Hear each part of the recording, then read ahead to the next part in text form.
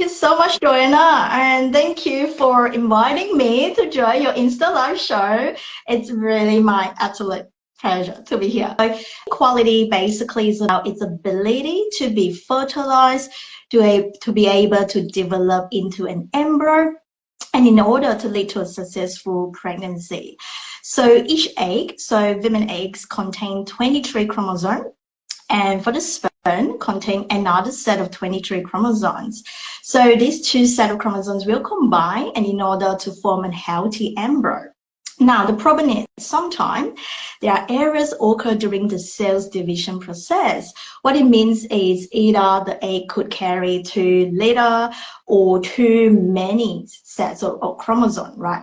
And this is also known as aneuploidy. So what it means is aneuploidy is poor egg quality. So, and it is a significant problem, Joanna, because in my practice, I work with a lot of women above the age of 38.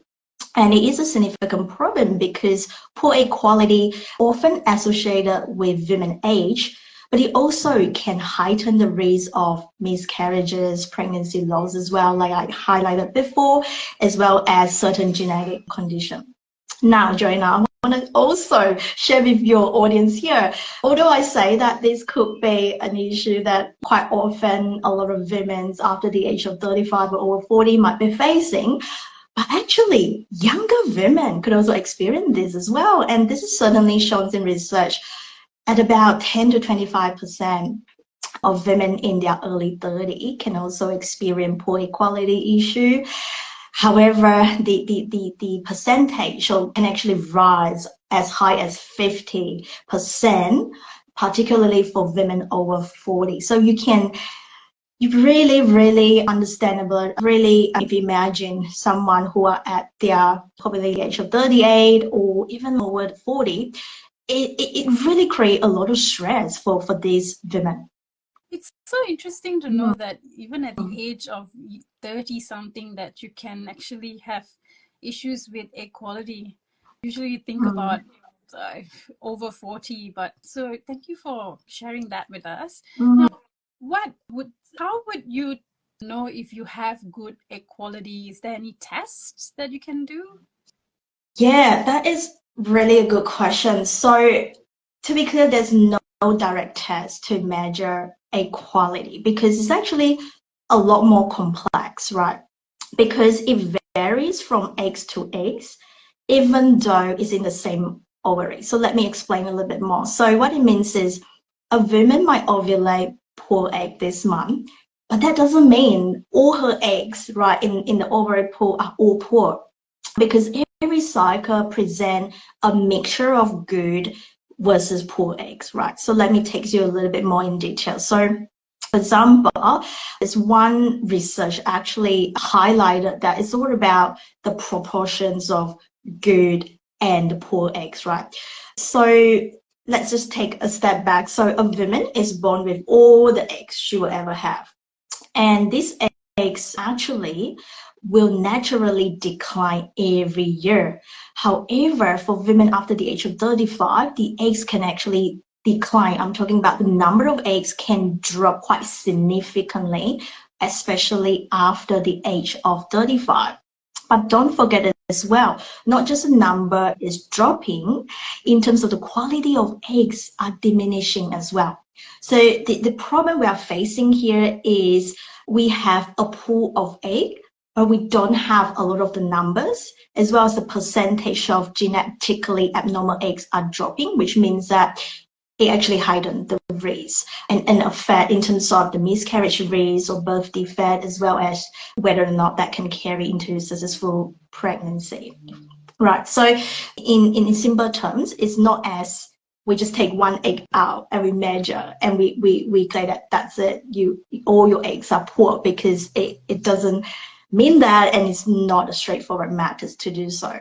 But clinically, through my experience working with fertility specialists, my understanding and in research as well, IVF remains the best way to guide us on egg quality, basically by observing in the lab how an egg develop, after fertilization. So if the embryo able to reach up until blastocyst stage, which is about day 5 to day 6 of the development, it's a good sign. It's a strong and viable egg. Now, fertility specialists might also recommend to do what we call pre-implantation genetic testing, so PGT testing, to check whether the embryo is genetically normal for some couples before they go ahead to implant the embryo.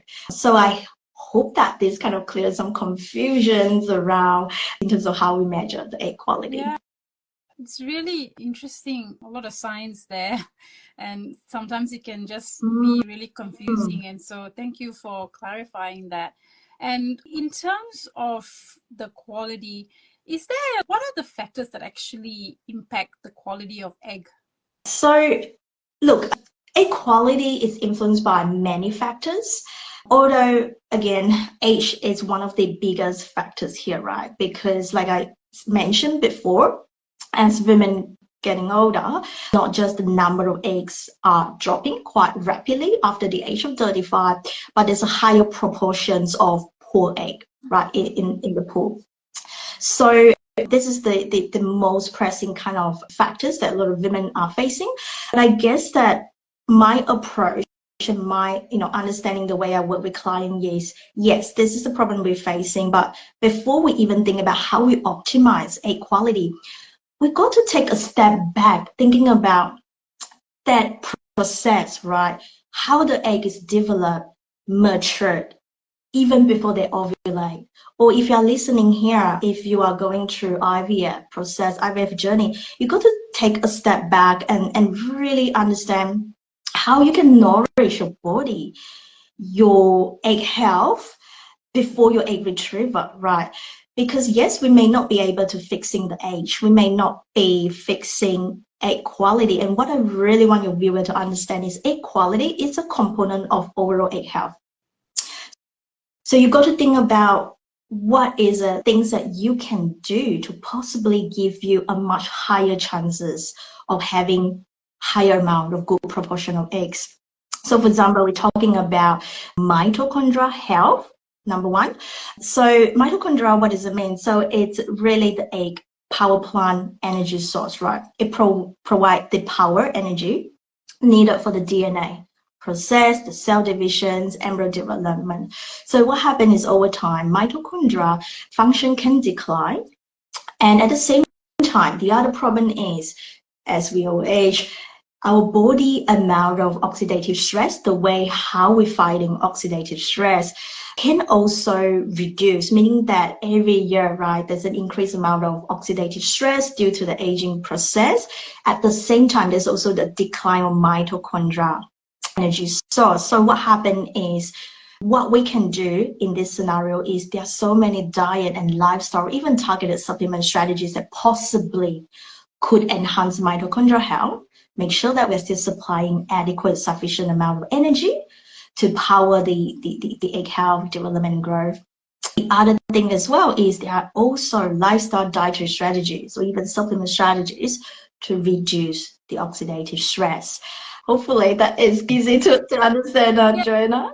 Yeah, so when you say mitochondrial, can you just simplify it a little bit for the audience to, is it to do with inflammation that's happening in the body, or? I think mitochondria is basically, if you think about at genetically level, so within the cell, so that's the main function that to help to supply the energy for cell making. And don't forget that an interesting fact as well, our egg cell is actually one of our largest cells in the body, right? So which is, I'm very passionate about nourishing, optimizing egg health, because if you think about how do you ensure that the cell grow properly, and it's the largest cells of the body, you got to make sure that it's having adequate supply of energy, right? Enough power in order for the cell to make proper DNA divisions, genetic making and all that. But also we've got to make sure that we are feeding our egg proper nutrition. And also later on, we're going to dive into a little bit more the other strategy as well as talking about chemical, environmental toxin exposure, because that all of them can also influence hormonal balance as well, right? So to give you another example, some women, right, they might be also concurrently not just struggling with fertility issue. They might be someone who also have underlying problem with PCOS, polycystic ovarian syndrome, right? So that means that it can affect ovulations, it can affect the hormones as well as the cycle regularity. But really, a lot of women facing PCOS issue, one of the things is the eggs don't mature properly, right? So again, part of the egg health optimization, before we even think about egg quality, we have to treat the root cause, right? Or another scenario I can share with you, Joanna, is women having endometriosis, right? So again, depending on the stages of endometriosis, how severe it is, endometriosis is a chronic inflammation condition. It can also due to hormonal out of balance as well. But don't forget this condition, endometriosis, can also affect egg health quality as well. Again, we need to think about when we look at nutrition strategies, how can we reduce inflammations, how can we reduce the oxidative stress? And I guess that another condition set or scenario I can share with you, thyroid conditions, that is pretty common as well. So again, we need to look at how can we balance the hormone, really treating thyroid properly during the phase of egg development, because during, say, the 3 months leading up to ovulations or egg retrieval, we want to take everything we can to really give our body the best chance to conceive, to produce higher amount of good quality of eggs.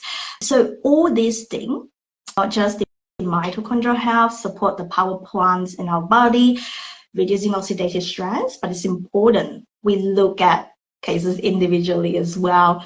What is it? What is it that women are having struggle with? Not just fertility. Fertility might be just on the surface, but what is it? What is the root cause? So I guess, which explain why a lot of time there's so much we can do, and I hope that even though we can't guarantee, and today there's no guarantee way that we can improve egg quality, but there are many ways you can do to improve your egg health to support your fertility holistically. Yeah, beautiful. I'm so intrigued by it, and you're doing great work. Now, the most important question, you being the dietitian and all, you must be having a lot of nutrition strategies for improving egg quality. So can you share them with us?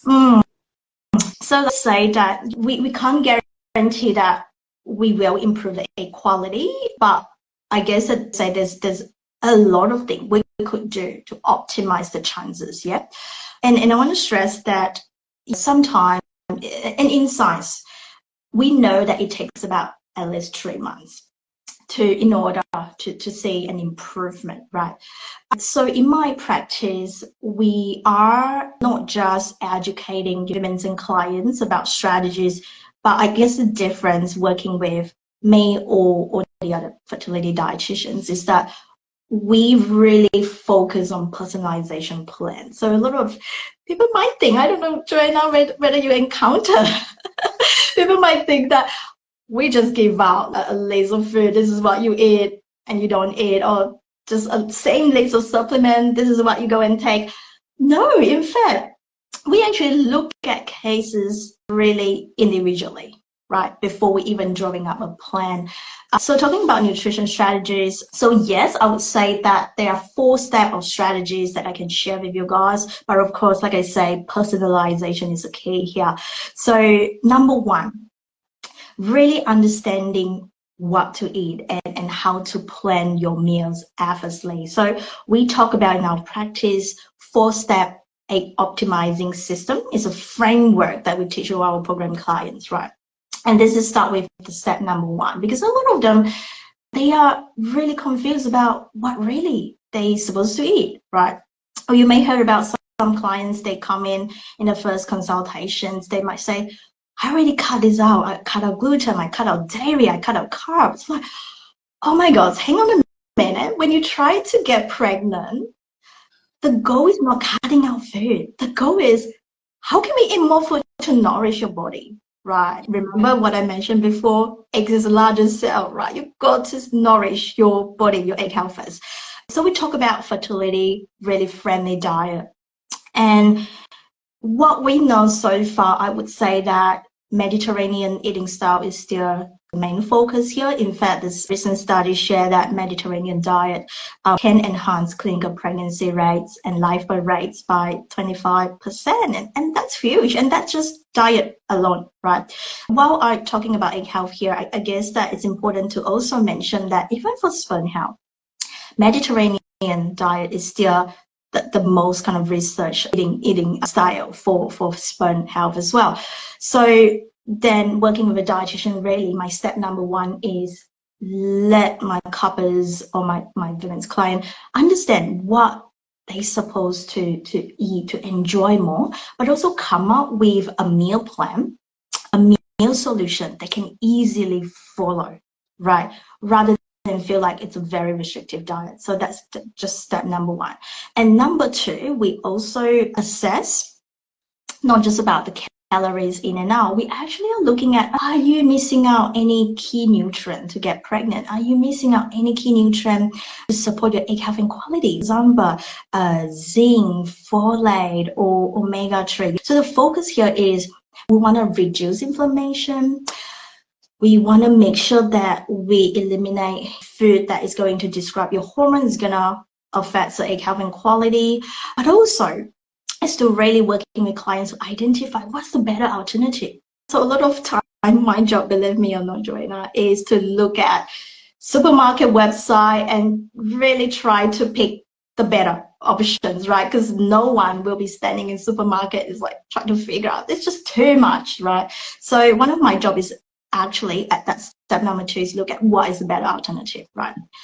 And it goes down to step number three, supplement. And this is a huge one. So on average, right, I've been seeing so many clients and talking to so many papers in the past, and it's either women come in and say, hey, I'm taking 20 pills a day, or I have another kind of spectrum. They don't even know they need to take, for example, when they try to conceive. So there's actually two extreme kind of cases here. But the point that I guess step number three throughout our 4-step egg optimizing framework that we work with client is, at this point, we will look at client blood tests, right, to really understand, is there any nutrition problem that we're dealing with? So some client could be deficient in iron, some could be low in vitamin D. We look at their folate status, their homocysteine, which can be an inflammation marker as well, to really understand, is there anything nutritionally we're dealing with? And again, of course, we also look at other biochemistry markers without going through everything. A good understanding, how's the nutrition status based on lab blood tests. And we look at quality of their diet, their fertility goals as well, whether or not they are doing naturally conceive or IVF, or if they are dealing with any other women health condition. It could be low in AMH, could be PCOS, could be endometriosis. And then we come up with a very individualized targeted supplement list, right? And the goal to patient is not to just spend money to take everything they possibly can. The goal is, the way I work with clients is we will establish a base, what is really crucial to support a preconception health. And then we select what is it they need to support, whether it's quality or it's a PCOS or endometriosis. And there's always some other kind of strategies that quite often I will also discuss with fertility doctors as well, to whether or not we suggest for patients. So that's number three. And lastly, the last step basically, and it is to really start to educate clients about fertility disrupting chemicals, so also known as endocrine disrupting chemicals. Now, we now know that there are over 1,000 or nearly over 1,500 of endocrine disrupting chemicals around, or the chemicals we get exposed to every day that can possibly affect or interfere with fertility and even on our egg quality and sperm quality as well. So part of the 4-step optimizing, working with clients as well, not just nutrition strategies, quite often we also touch on lifestyle strategies to really get clients to start to minimize the exposure. For example, BPA could be found in plastic or phthalates, parabens in the skincare or personal care products they use, right? So that's the overview of some of the nutrition and lifestyle, the 4-step optimizing system framework that we teach my client. And again, I just also want to stress that apart from that, it comes down to personalized plan and coaching to really help clients to just keep it as easy, as simple they can implement rather than adding more stress to their fertility journey. It's fantastic. So you've already explained personalization, I know, but what would you do if, how would you go about if someone approaches you and came for Personalise? What are some of the things you would do? Yeah, that is really a good question. So before we even work with clients, right, to enroll them into our program for the egg optimizations, the Mastering Egg Health program, the very first step is to have a really personalized assessment and consultations, right? I'm sure quite similar what you do as well, Joanna. So we sit down with clients, firstly, to understand their very unique fertility journey, because everyone is different, right? Every story, every journey is different. So we first look at just the medical history, fertility history, looking at their blood tests.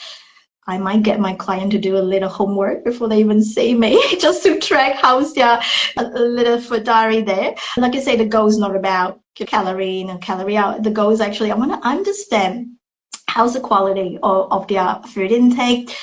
And we look at their supplements, right? And then all the lifestyle, all the, for example, their stress level, sleep level. And I know, Joanna, you're big on gut health as well. So one of the questions we also dive into client is, all right, how is their gut? Do they suffer from any symptoms? Because we want to address that as well for sure. And looking at what else? Their exercise status, their weight status, everything. If you can think of holistically, because all this can impact fertility. And then we come back to the client and say, hey, this is what our assessment, this is what we think you can further improve on to even maximize, increase the likelihood of the success.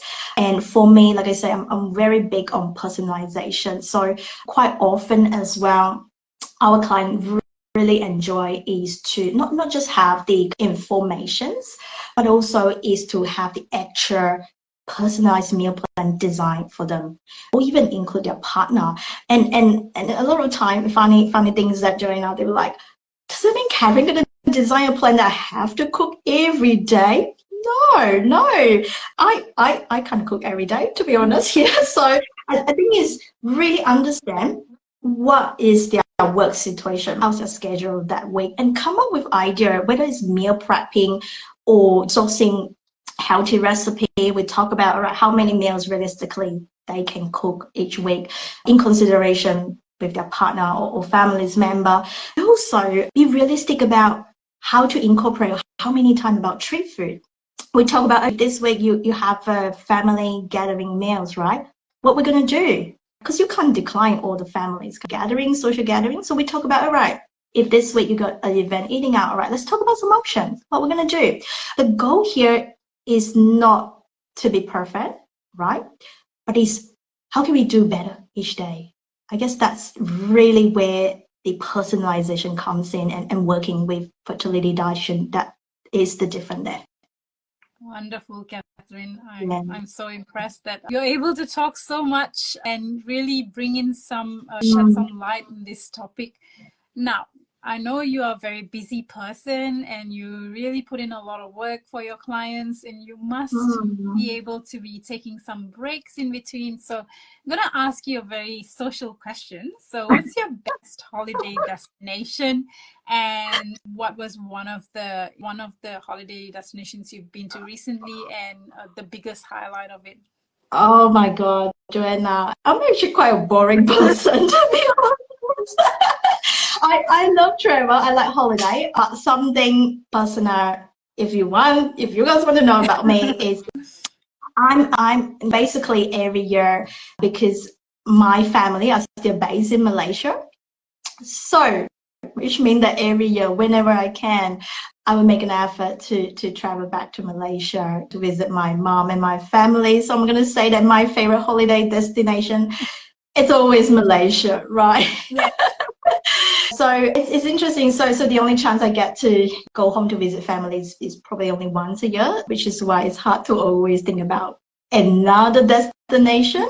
I recently just traveled back to Malaysia, and it's my very first time, I guess, since I was maybe 10 years already or more than that. The very first time I stayed with my family for a good 3 months, which is fantastic. Managed to work there and live like a local, spend a little good quality time. I got to say, I really love, I don't know whether you or anyone have heard of this place in Malaysia, Penang and Malacca. I got to say, I'm just falling in Yum, love. yum. I'm just falling in love in this city. Even though I grew up in Malaysia, I never really have a chance to explore, right? So I'm really impressed. So my next destination I'm gonna go, I think I'm gonna go back to these two places. Yeah, sounds exciting. My mom's a Malaysian, so I know all about Malaysia. Yeah, and I'm Right. in Singapore, so we are practically neighbors. And was it which state your mom was So from? my mom was from Sungai Petani. Okay. Yeah, so she spent a lot of her time all over. Yeah. She's got family members all over Malaysia, and There so you go. yeah. So whenever we get a chance to go to Malaysia, we try to go. I love Langkawi. Yeah, oh, yes. That's my next kind of trip. Catherine, now you have given so much brilliant information and you are the expert on egg health. How would one reach you if they really need to talk about egg quality and improve that? Yeah, sure. I guess the first step is you could follow our Instagram account at Fertility Dietitians. And what I really would like you guys to do is, well, if you're someone who's trying to conceive, and if you think that you're currently struggling with a quality issue, a health issue, don't feel like you are alone, right? In fact, I do like free discovery call, or we call baby ready call. There's a kind of free call that we can even just chat about where are you currently at and just talk about what could possibly be the next strategies for a lot of women listening here, even before thinking about, working with us. So you could find that booking link in our link in bio on our profile. The other things I think is going to be very useful for your audience, Joanna, is our free e-guide on how to optimize for egg health, and that will be available for the free grab, free download as well. Just visit the link in bio on our IG profile. Oh, thank you for your generosity, Catherine. That's really a big of you. So I can't wait to have you back again with me sometime in the near future. So thank you so much for your time. I really appreciate it, and I'm sure our audience watching live and on replay will appreciate the information you've provided. Have a wonderful day, and to all my audience, take care, and I'll see you next month. Bye. Bye for now.